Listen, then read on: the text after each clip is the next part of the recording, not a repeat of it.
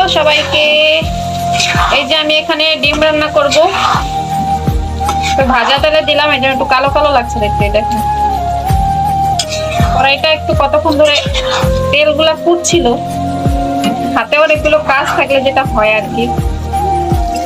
তো কে কেমন আছো? হ্যালো বন্ধুরা।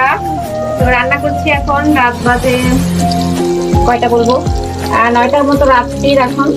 তো একটু ডিম রান্না করতে চলে আসলাম। রাত্রেবেলা গরম গরম ডিম দিয়ে গরম গরম ভাত খাবো। আমি একটু গরম খাবার ছাড়া কোনো খাওয়ার মজা পাই না। আর ডিমটা পিয়ালের খুব পছন্দ, আমার হাজবেন্ডের খুব পছন্দ, এই জন্য রান্না করবো। আর কে কি রাতে ডিনারে কি কি খেলে জানাবে।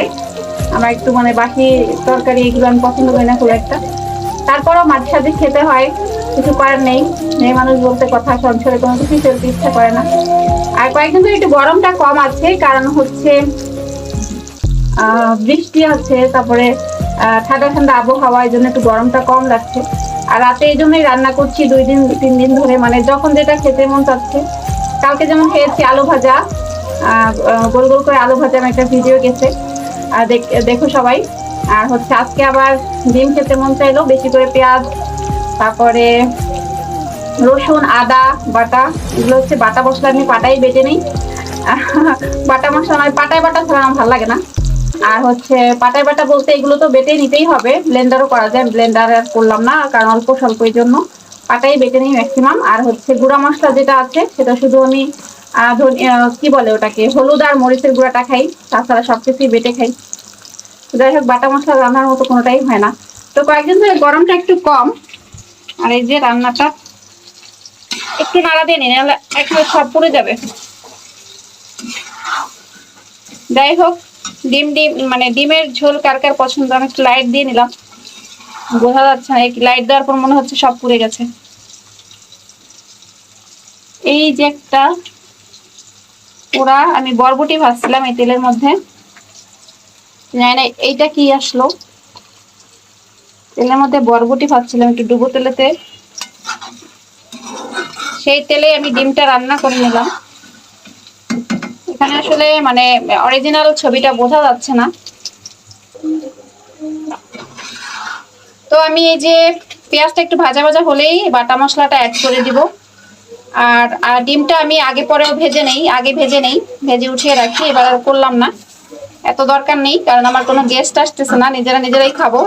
টেস্ট হলেই হলো, মানে স্বাদ হলেই হলো। একটু তেলটা বেশি দিয়েছি, আমি এত তেল দিয়ে রান্না করি না, আজকে একটু বেশি আছে, ভাবলাম এর মধ্যে রান্না করে ফেলি।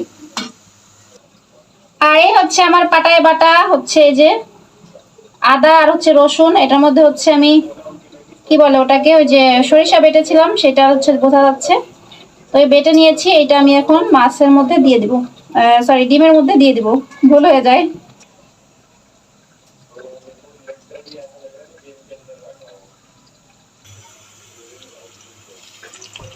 আর দেব হচ্ছে জল পরিমাণ মতো।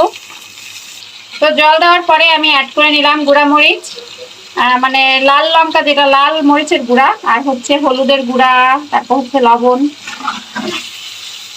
গুলো অ্যাড করে আমি সুন্দর করে এটাকে কষিয়ে নেব।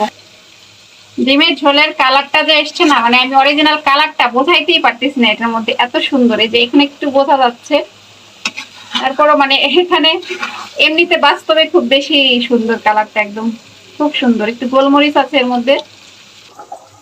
এদিকে ভাতটা উতাল এসে গেছে, ভাতটা একটু নাড়াচাড়া দিয়ে দেবো এখানে।